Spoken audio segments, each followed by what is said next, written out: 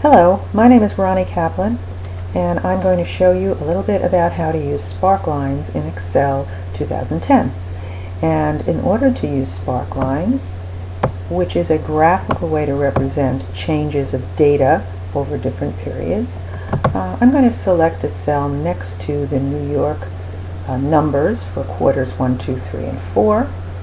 And in order to create kind of a graphical look without creating an actual chart, I'm going to go to the Insert tab on my ribbon, and in the Insert tab around the center you will see a grouping called Sparklines.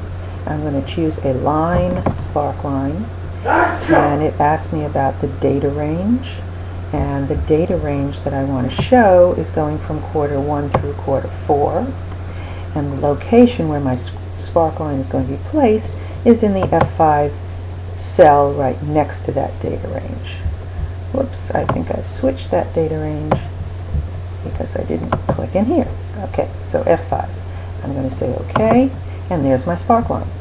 And although I could create a separate sparkline for each of those cities and for the totals, I can use my autofill handle just to drag them down, and it does a relative copy, and so it's showing the actual relationship of the numbers from one quarter to the next for each of those cities as well as for the total. I do have a lot of sparkline choices here in terms of colors, in terms of creating markers of whatever color I want, of creating high point, low point markers.